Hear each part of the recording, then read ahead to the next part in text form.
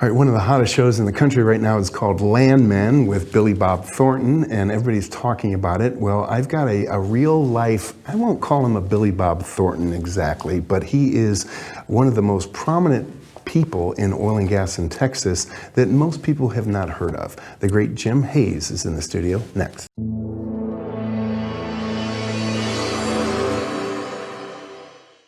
Many are predicting that the worst is yet to come, which is unfortunate, said one person here. Until now, they've enjoyed the reputation of being the nation's icebox. Watched a burglar in his home this morning by webcam. As a journalist of over 25 years, stories are what make my world turn. Reporting live from the Dallas newsroom tonight, Jeff Crilley, Fox 4 News. But in 2008, I took the jump from my familiar life and started a PR firm from my home. We're talking about anyone with a camcorder like the one I'm using becomes a television network. We started slowly growing the company, and we now have over 100 clients, and we've branched into the world of live digital broadcasting. I now own 8 different TV studios and have a huge team, and the stories that I now get to share are sometimes the most important of my life. Life has a funny way of coming around full circle. This is The Jeff Crilley Show. Well, my wife and I are obsessed with Landman. It's a hit Netflix series that's been running for several years now, starring Billy Bob Thornton. I think it's made the oil and gas industry sexy again in a way that it hasn't been since J.R. Ewing was on primetime TV in the 80s and early 90s. CEO and founder of Preferred Petroleum. Thanks for coming on the show. Sure. All right, so tell us about Preferred Petroleum. Okay. Preferred Petroleum, there's many different segments of the oil industry. Exploration, drilling, so on and so on. I am in the distribution side of things, and what that means to the layman is that there are fuel terminals and refineries that we go with our trucks and we pick up the fuel, the gasoline or diesel, and we deliver it to retail stores, end users like railroads, airlines, construction companies are real big with us. And because the refiners, the big oil companies, don't have the logistics to do that, so they depend on distributors. Much like Coors Beer makes beer, but they have distributors that distribute it. That's what we do with gasoline and diesel fuel. It's a beautiful analogy. We're going to pull up your website, and there's a slider on the homepage that I just love. This is great video of your company. You've been doing this on your own since 2001. That's correct.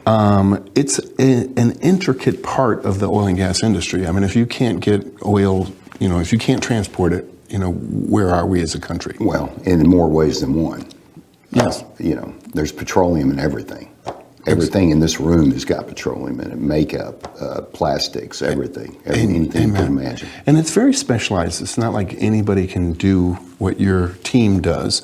You were telling me before the show that there's background checks and Homeland Security has to get involved. That's correct. So what our fleet of trucks and our drivers, who are amazing, it's a very dangerous job, but not anybody can climb in a truck and do it. They have to go through the U.S. government and Homeland Security, and they get fingerprinted, background checks.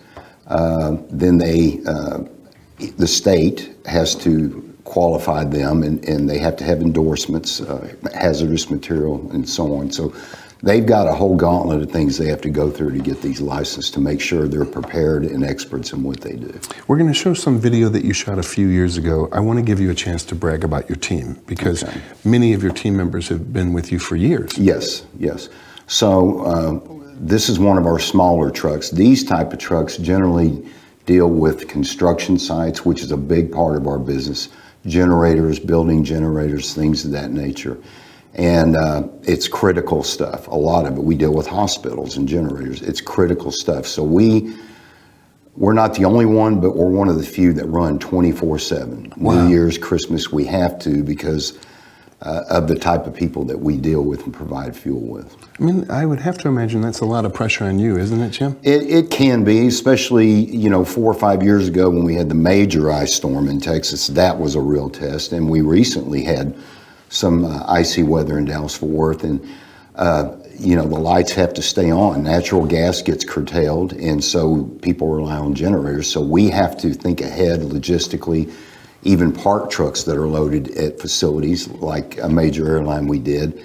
And so the truck wouldn't have to travel on ice. It's already loaded in there. It's just we simply get there with a personal car and take care of it. So, yeah, there's a lot to it. All right, what separates your company from others in your field?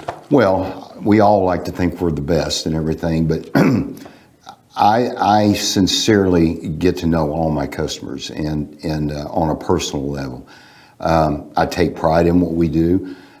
Everybody there are several distributors. We're one of the few local ones. A lot of distribution that comes in Dallas-Fort Worth are from out of state. This is our backyard. And so you're supporting a Texas business, by the way, if you deal with us. But to me, we're all price-wise about the same. The difference is I feel like we save customers money because we do everything we say, we follow through, and when there's critical situations, they know they can count on us and depend on us. So to me, that's a big factor that puts us ahead. All right, give me some oil and gas 101, because we all go to the pump and we see it's this price this week and it's that price the next week. Yes. And you go to Oklahoma, it might be a little cheaper. You go to California, it's like twice as expensive. Like, why is there such a variance? Well, it's complicated, but to simply put it, gasoline is not like Coca-Cola or milk where every store sells it for the same price. They pay the same price. Fuel prices change every evening. So if gasoline is $2 today as a wholesaler, it may go up 30 cents, it might go down 10 cents. So every day it changes. That has a part of it. A store may have gotten a delivery when the cost was this, and another store's competitor may have gotten another delivery on a different day where it was 10 cents higher. Each corner, when you have a retail store that 2 or 3 on a corner, it's its own little battlefield. Retail stores make the bulk of their profit on inside sales, the Cokes, the cigarettes, whatever. Fuel, they don't make as much as you think. It's a draw to get people in for the inside sales. Got it. So when Bob's Shell sees that Frank's Texaco went down 3 cents, Bob's Shell may go down 3 cents to keep. So you have this war. Then you go 2 miles down the road, another Shell, another Texaco, different battlefield. Okay, they may be a few cents higher. That's the long and short of it. Let's talk about the economics, because Trump famously said, drill, baby, drill. At a certain point, the oil companies have to make money. I think the break-even price keeps going down as we get better at fracking. What's the break-even price on oil right now? For drilling? Yeah. Okay.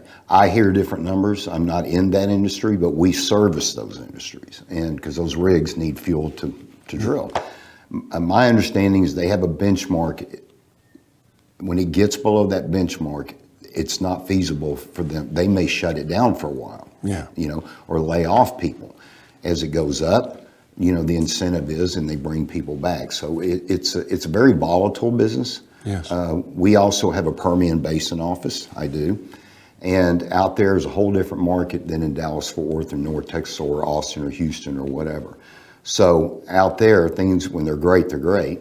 And when they're not, they're not. If crude goes down, the whole town, say Midland, Odessa, the hotel business goes down. The restaurant business goes down. So that is not the same dynamics as here in Dallas-Fort Worth. Sure. Because this is all retail and wholesale. So when Trump says drill, baby, drill, there's a limit to that. We can't move the price of gas down to $1 a gallon. No, and I'm glad you brought that up. There's no one person on earth that decides what crude is going to do. Yeah.